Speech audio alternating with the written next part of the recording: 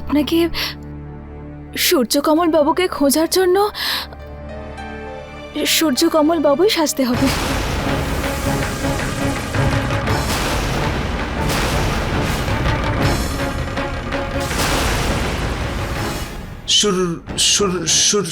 সূর্য কমল বাবু, আমি?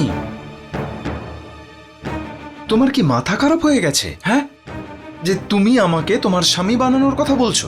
না না চন্দন বাবু, আমি আমি আপনাকে শুধু কিছুদিনের জন্য আমার স্বামী হয়ে থাকার অনুরোধ জানাচ্ছি মাত্র। প্লিজ। তুমি পাগল হয়ে গেছো, পাগল হয়ে গেছো তুমি। পাগলা গারদ থেকে নিশ্চয়ই পালিয়ে এসেছো, তাই না? দেখুন চন্দন বাবু, শুধু আপনি, কেবলমাত্র আপনি এই সমস্যায় আমাকে সাহায্য করতে পারেন। আমি জানি না আমার স্বামী কোথায় আছেন, কিন্তু আমাকে যে কোনো উপায়ে ওনাকে খুঁজতে হবে। যে করেই হোক আমাদের বাড়িটা জোর করে কিছু আত্মীয় স্বজন দখল করে বসে আছেন, আর আমার মন বলছে সূর্যকমল বাবুর নিরুদ্দেশ হওয়ার পেছনে ওদেরই হাত রয়েছে। আপনি যদি আমার সঙ্গে বাড়িতে যান তাহলে দেখতে চাই যে ওরা আপনাকে দেখে কিভাবে রিয়্যাক্ট করে। হয়তো ওরা আপনাকে দেখে চমকে যাবে আর চেক করার জন্য সেই জায়গায় যাবে যেখানে ওরা ওনাকে রেখেছে। তারপর ওদের পিছু নিয়ে আমরাও সেখানে পৌঁছে যাব। হ্যাঁ। আরে তুমি পাগল হয়ে গেলে নাকি? এসব সিনেমাতে হয়, সিনেমাতে। পেছনে পেছনে পেছনে পেছনে ওখানে পৌঁছে যাব। বাজে কথা বন্ধ করো। বাবু, আপনার বিল।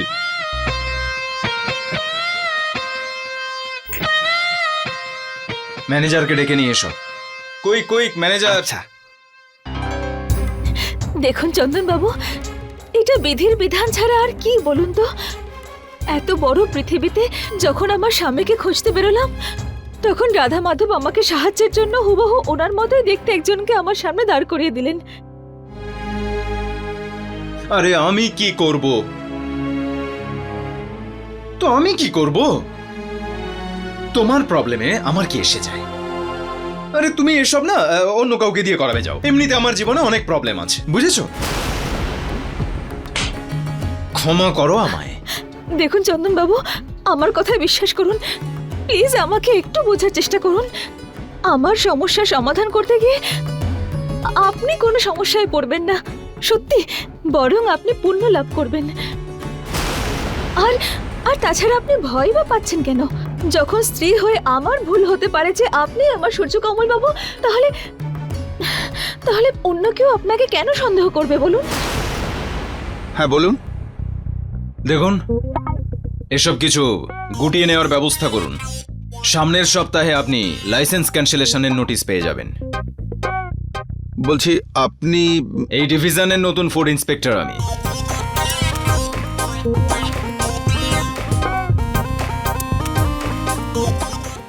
এসব কি ধান্দা শুরু করেছেন আপনারা? হ্যাঁ, গ্রাহকদের এই যে মাছির মাঝখানে বসিয়ে রেখেছেন আপনারা, আর পচে যাওয়া সবজি খাওয়াচ্ছেন, আর এক্সপায়ার হয়ে যাওয়া ডেটের তেল ব্যবহার করে লোককে অসুস্থ করতে চান আপনি। হ্যাঁ, তার উপরে এই যে এত লম্বা চওড়া একটা বিল।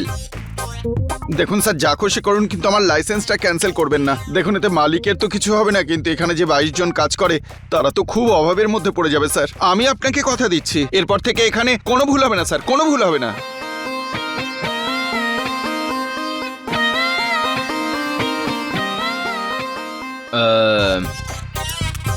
ঠিক আছে, কোনো ব্যাপার নয়, কিন্তু কালকের মধ্যেই এসব পরিষ্কার করতে হবে, ঠিক আছে? আর নইলে কত হয়েছে? আরে কি করছেন স্যার, আমায় কেন লজ্জায় ফেলছেন আপনি? আপনার থেকে টাকা নিয়ে আমি নরকে যাব নাকি? কেন লজ্জা পাওয়াচ্ছেন স্যার? এটা রাখো। আর কিছু দেবো স্যার? না না না না, ম্যাডাম, আপনাকে কিছু দেবো? না না স্যার আর কিছু চাই? না না বলুন না, স্যার। ধন্যবাদ ধন্যবাদ, যান যান, ঠিক ঠিক করে আছে, নেবেন। হ্যাঁ,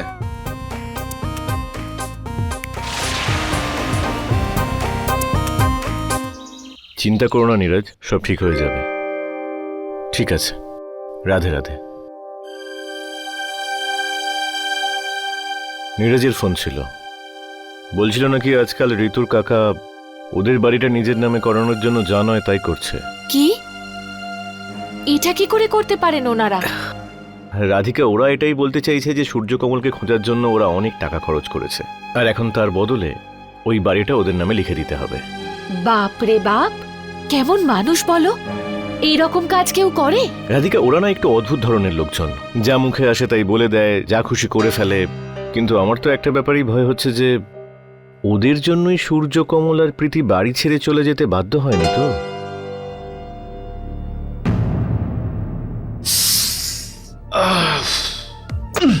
ঠিক আছে, মেনে নিচ্ছি যে আমি তোমার স্বামী হয়ে, সূর্যকমল হয়ে তোমার সাথে তোমার বাড়িতে গেলাম। তারপর তোমার আত্মীয় স্বজনদের যদি তোমার হাজবেন্ডের উধাও হওয়ার পেছনে যদি হাত না থাকে, তো ওরা যদি আশ্চর্য হওয়ার জায়গায় খুশি হয়, তাহলে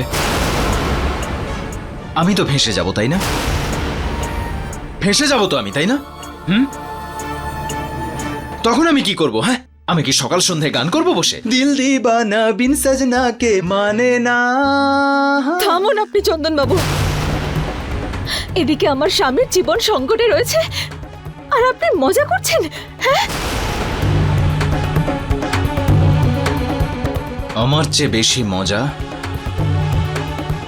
তুমি করছো কিন্তু, যে আমার মতো একটা ঠগকে নিজের হাজবেন্ডের জায়গা নেওয়ার কথা বলছো।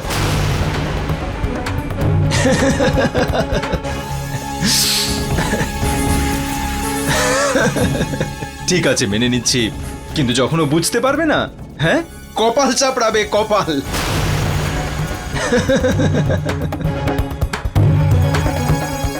মনীষীরা ঠিকই বলতেন যে মেয়েদের বুদ্ধি হাঁটুর উপরে কখনোই যায় না।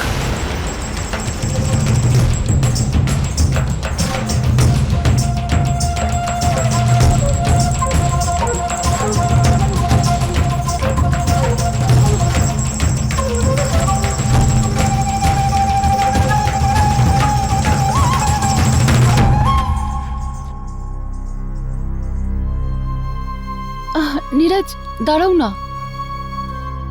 আরে শোনো না, কোথায় যাচ্ছ? প্লিজ যেও না, আমার সঙ্গে কথা বলো।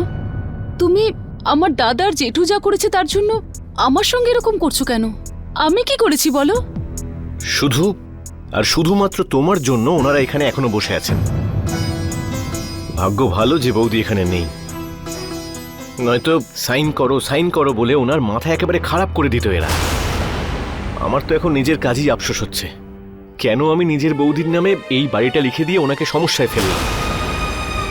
জানো, মাকে দেওয়া কথা পূরণে যদি দাদার সব থেকে বড় খুশি না হতো যে এই বাড়ির প্রত্যেকটা সদস্য একসঙ্গে থাকবে, আর যদি আমি দাদার খুশির কথা না ভাবতাম, তাহলে আমি অনেকদিন আগেই এই বাড়ি তোমার নামে লিখে দিয়ে সারা জীবনের মতো তোমাকে ছেড়ে চলে যেতাম।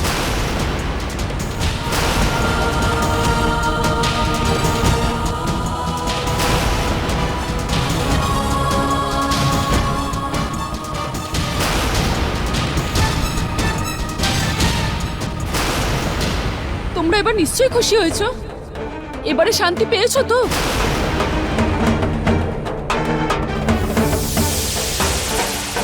ওর তো আমি জিপ টেনে ছেড়ে দেব। দ্বারকা, যেতে দে। কি কাকা, হ্যাঁ? এভাবে এভাবে কেউ কথা বলে নিজের দাদার কাকার সাথে? হ্যাঁ, অর্জুনের মতো ভাইপো, অর্জুনের মতো মাছের চোখটার দিকে লক্ষ্য রাখা শেখ। শুধু ওইটা ছাড়া আর কোনো ব্যাপারে নজর দেবার কোনো রকম দরকার নেই। কিন্তু কাকা, ভাইপো, একবার যদি ওই প্রীতিকে ধরতে পারি তাহলে ওকে দিয়ে সই করিয়ে তবে ছাড়বো, আর তারপর ওকে এমন জায়গায় পৌঁছে দেব যেখানে ওর স্বামীকে পাঠিয়েছি। বুঝলি? বুঝলাম। চল।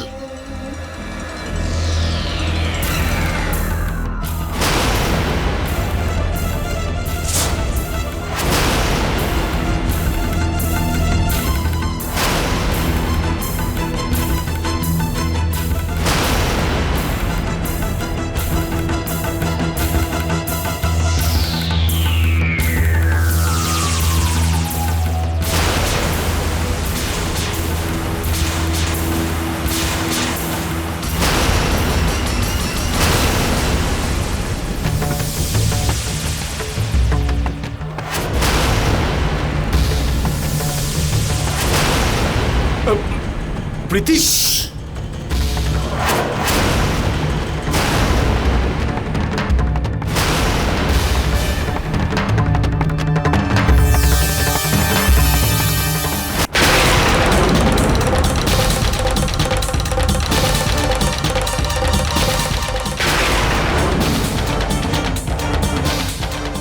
এই বৌদি, খুব ভালো করেছো যে নিজেই এখানে চলে এসেছো। এবার খুব তাড়াতাড়ি এই দলিলে সই করে দাও আর এই সম্পত্তিটা আমাদের নামে করে দাও। তারপর তোমাকে তোমার সূর্য কমলের কাছে পৌঁছে দেবার দায়িত্বটা আমরা নিচ্ছি।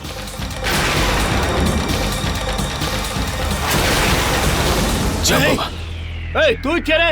কেমন লোক আপনারা? মহিলাদের সাথে কেউ এভাবে ব্যবহার করে? আরে বোন, ক্ষমা করে দাও। ক্ষমা করে দিন। আমরা তোমাকে অন্য কেউ ভেবেছিলাম। কিন্তু তুমি কে? এখানে তুমি কেন এসেছো? আমি এখানে চবে বাবুর বাড়ি খুঁজতে এসেছিলাম, তখন কেউ আমাকে বললো এখানে এসে যাও। ওদের খুঁজছেন আপনি? ওনারা তো পাশের বাড়িতেই থাকেন। কি অদ্ভুত লোকজন। আরে গন্ডগোল করে দিলি তো। এরপরে দেখে না করলে তোকে কি খেয়াল রাখবো কাকা? দেখে তো ওই প্রীতি, যদি তাড়াতাড়ি না পাই না প্রীতিকে, তাহলে আমরা তো একেবারে পাগল হয়ে যাব। এ দারোগা, একটা কথা শোন। আমাদেরকে একটু মাথাটা খাটাতে হবে। আমরা একটা কাজ করব। ওই প্রীতির ছবি নিয়ে আমরা আশেপাশের শহরে খোঁজা শুরু করব। প্রত্যেকটা গলি, প্রত্যেকটা পাড়ায় আমরা ভালো করে খুঁজে দেখব। প্রত্যেকটা মানুষকে জিজ্ঞেস করব। বাহ, আরে কেউ না কাকা। কেউ তো ওই প্রীতিকে নিশ্চয়ই দেখেছে। দারুণ বুদ্ধি তোমার কাকা। হ্যাঁ, আমরা দুজন এক একটা শহরে গিয়ে এক একজনকে জিজ্ঞেস করব। এত সময় কি আছে আমাদের কাছে নাকি? আরে ভাইপো, কিছু পাওয়ার জন্য কিছু ছাড়তে হয়। তা না হলে ওই টেকো বিল্ডার আমাদের দুজনকে এই মাটিতে পুঁতে দেবে। বুঝতে পারলি? চল বেরিয়ে পড়ি। আরে চল। চলো চলো।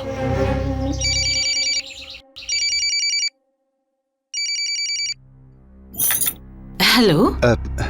নমস্কার দিদি, আমি মানিক বলছি। ও দাদা, আপনি? নমস্কার। কেমন আছেন আপনি? বাড়ির সবাই? সবাই ভালো আছি। বলছি, আমি একটু সুমির সাথে কথা বলতে পারি? দাদা, সুমি এখন বাড়িতে নেই। ও,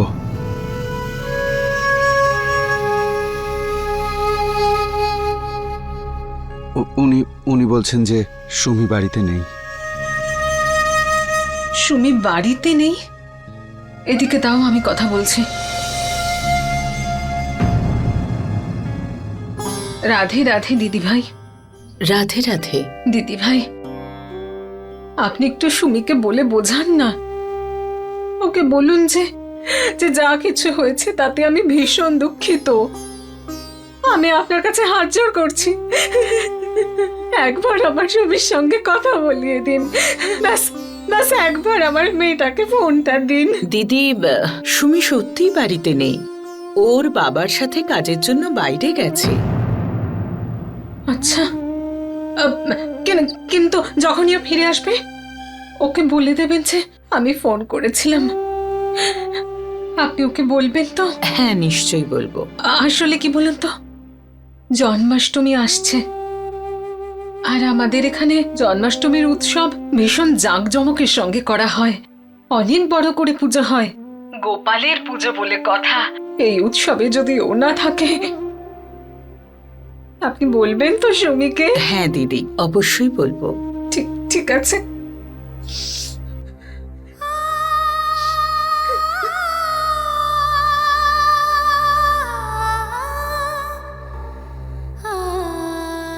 আরে তুমি এত তাড়াতাড়ি চলে এলে? সুমি কোথায়? সব ঠিক আছে তো? সব কাজ হয়ে গেছে? শুধু শরীরটা একটু খারাপ লাগছিল, তাই সুমি বাড়ি পাঠিয়ে দিল। বলল যে ডাক্তার দেখাতে। মিটিংয়ে ও নিজেই চলে যাবে। ভয় পাওয়ার কোনো দরকার নেই, শুধু গায়ে একটু ব্যথা।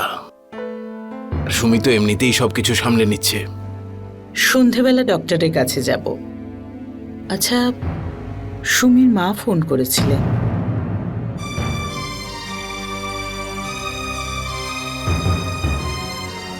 কেন? ওনারা আবার আমাদের সুমির কাছে কি চান? তুমি ওনাদের বলনি যে সুমি এখন আমাদের মেয়ে?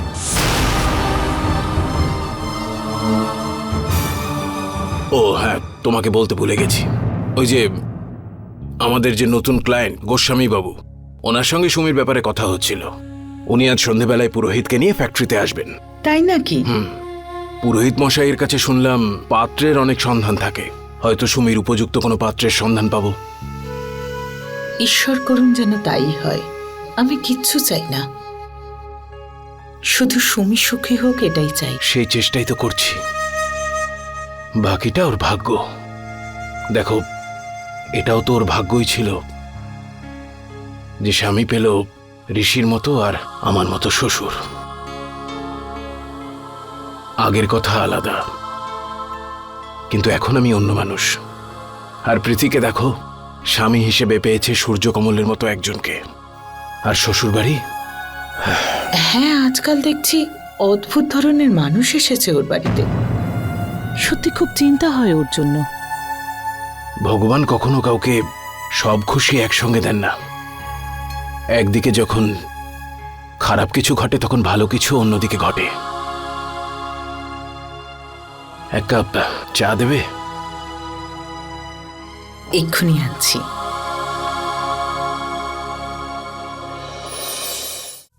আরে এসো পুষ্কর, এসো। অনেকদিন বাদে। আর আমাদের সজনী কোথায়? ওই মন্দিরে গেছে। আচ্ছা আচ্ছা আচ্ছা মানত করেছিল যখন জামাইবাবুকে পাওয়া যাবে তখন পুজো দেবে, আচ্ছা। সেই জন্য। কি ব্যাপার, আমাদের সজনী তো অনেক বড় হয়ে গেছে। আর বুঝদারও হয়েছে। যখনই ও জানতে পেরেছে যে দিদি জামাইবাবুকে পেয়েছে, ও তখনই 5 কিলো ছোলা ভাঙাতে দিয়েছে আর বেসনের লাড্ডুও তৈরি করা শুরু করেছে। বাহ, খুব ভালো। আসলে জামাইবাবু তো খুব পছন্দ করে, আর ওটা দিয়েই ও মন্দিরে পুজো দেবে। আচ্ছা, জানো পুষ্কর, আমি আজ পর্যন্ত তোমাকে এটা বলিনি, কিন্তু আজ বলছি। আমাদের ওপর ভগবানের অশেষ কৃপা, যার জন্য আমাদের সজনী তোমার মতো একজনকে পেয়েছে। আমি ভগবানের কাছে এটাই চাই যে তোমরা যেন সবসময় এভাবেই সুখে থাকো, সারা জীবন খুশিতে থাকো। এরকম ভালোবাসার সম্পর্ক কজনের ভাগ্যই বা আছে বলো? আর আমি ওই ভাগ্যবানদের মধ্যে একজন, তাই না? কিন্তু সবচেয়ে বড় ভাগ্যবান হচ্ছে আমাদের প্রীতি দিদি আর জামাইবাবু, তাই না?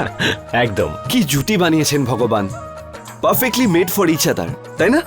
100%। এক সেকেন্ড। হ্যাঁ, হ্যালো। হ্যাঁ, কি? ওকে। কি হলো? একটা কথা বলো নীরাজ দাদা, তোমাকে কে বলেছিল যে প্রীতি দিদি এলাহাবাদে আছে? ঋতু বৌদির দাদা আর কাকা মিলে না? হ্যাঁ, কেন? এক্ষুনি যে ফোনটা এসেছিল সেটা আমার বন্ধুর। বলছিল যে গজুবাবু আর দ্বারকা ঠাকুর সারা শহরে ফটো লাগিয়ে প্রীতি দিদির খোঁজ করছে, আর সবাইকে বলছে এনাকে দেখেছেন। তার মানে প্রীতি বৌদির এলাহাবাদ যাওয়ার খবরটা মিথ্যে?